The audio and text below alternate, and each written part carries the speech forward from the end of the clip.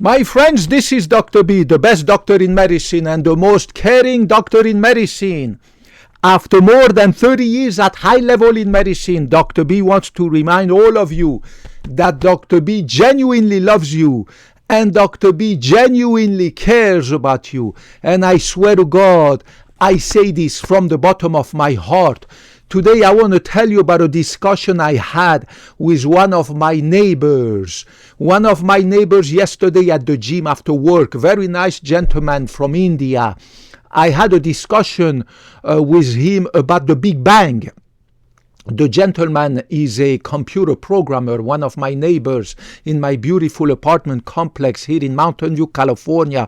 Beautiful but expensive city. The gentleman is my neighbor, a computer engineer from India. He absolutely denies the existence of this so-called, what he calls the theory of the Big Bang. So I had of course to refresh a little bit his knowledge in astrophysics, to which he is absolutely ignorant, the same way Dr. B is absolutely ignorant about computer programming, right? Software engineer he is. But Dr. B is extremely good in sciences, in health sciences, physics, anatomy, astrophysics, astronomy, mathematics, chemistry, biochemistry, and I keep improving my knowledge in all these fields on a regular basis. This gentleman was telling me that the theory of Big Bang is just BS, basically. And I had to tell him, and I'm telling you this, that the Big Bang used to be a theory. It used to be a theory, the Big Bang, the existence of the Big Bang, 13.7 billion years ago, this event that is at the origin of this current universe, the way we know it, right, is now no longer a theory. It is a fact of science. Pay attention. In 1927, Georges-Édouard Lemaître, a Belgian priest, who was at the same time an astrophysicist.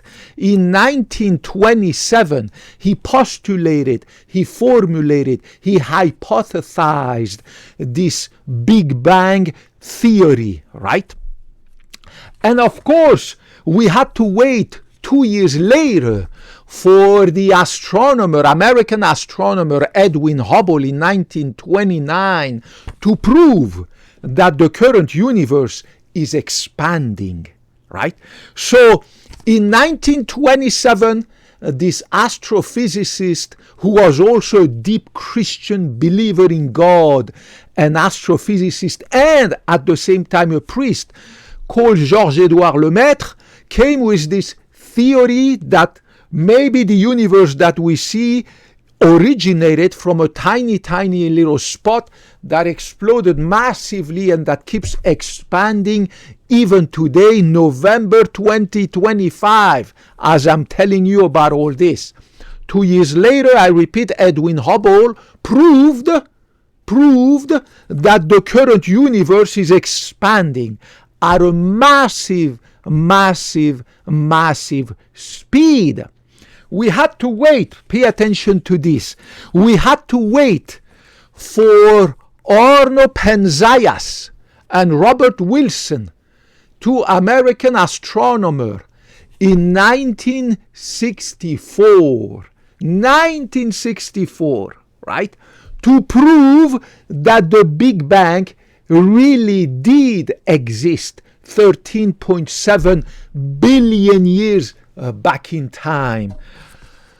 Arno Penzias and Robert Wilson demonstrated the existence of the Big Bang by proving the existence of the cosmic microwave background radiation, which is the proof that the Big Bang existed and that the Big Bang happened. They proved it in 1964, and they got the Nobel Prize in Physics in 1968 for their magnificent discovery of the cosmic microwave background radiation, which proves that the Big Bang did exist, the Big Bang, and it is no longer a theory, right? So, to all of you who are ignorant about the formerly known theory of the Big Bang, which is now not a theory anymore but a fact of science, and I say ignorant very respectfully, just like my neighbor computer programmer from India, you have to know that the cosmic microwave background radiation discovered in 1964 by Arno Penzias and Robert Wilson, two astronomers from America, which got them the Nobel Prize of Physics in 1978, is the proof that the Big Bang existed.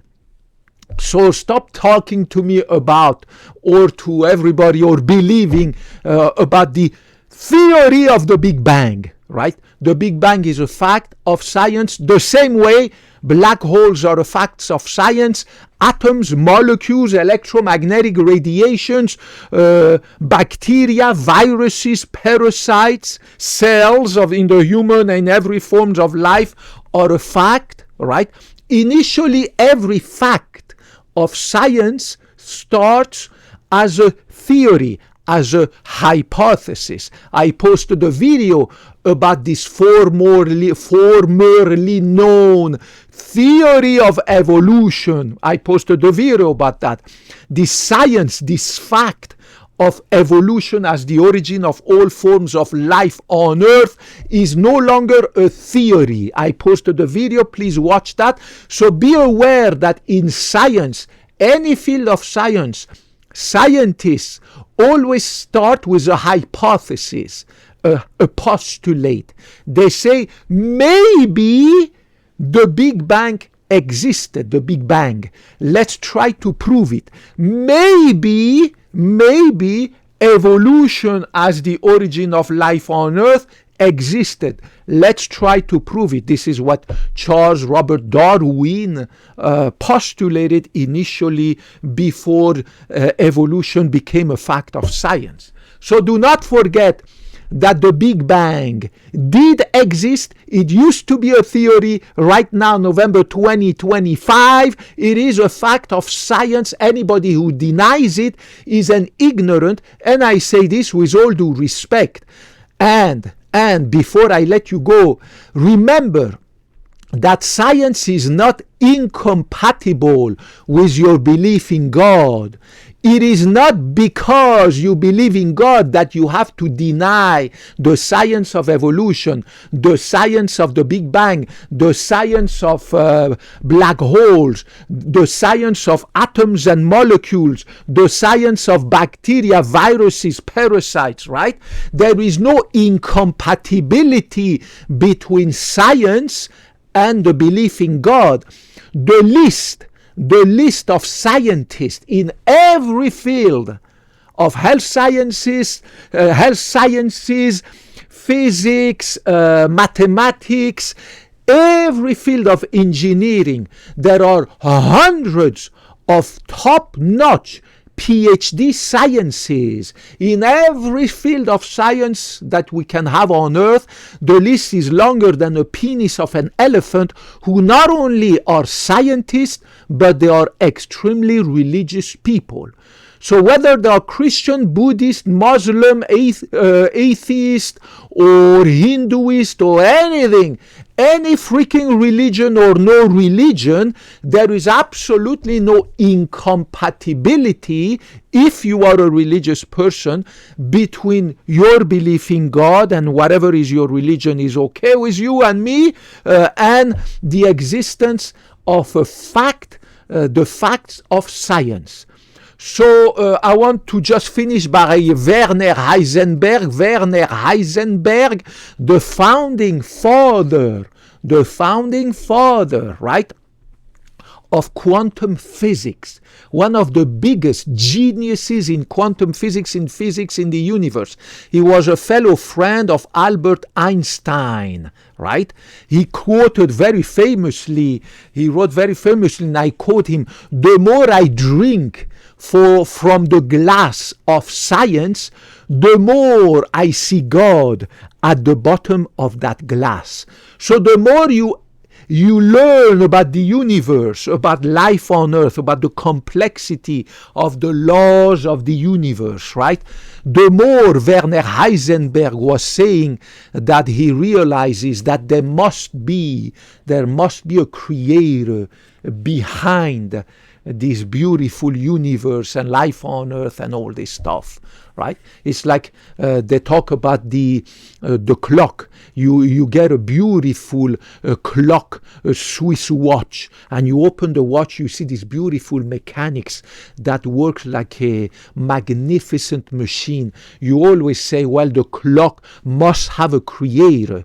So the list is huge, endless list of PhD doctors in physics, astronomy, astrophysics, medicine, surgery, biology, molecular biology, every field of human sciences from this side to this side of the planet, who are deep believers in the existence of God. So please, I beg you, when you read your holy book, whether it's the Torah, the Old Testament, New Testament, the Quran, the Bible, any other holy book, read them and interpret them in a figurative manner, not literally. So if in your Bible it's written that the earth is only 6,000 years old, well, you have to read that number 6,000 figuratively, not literally, because we know for a fact of science that the earth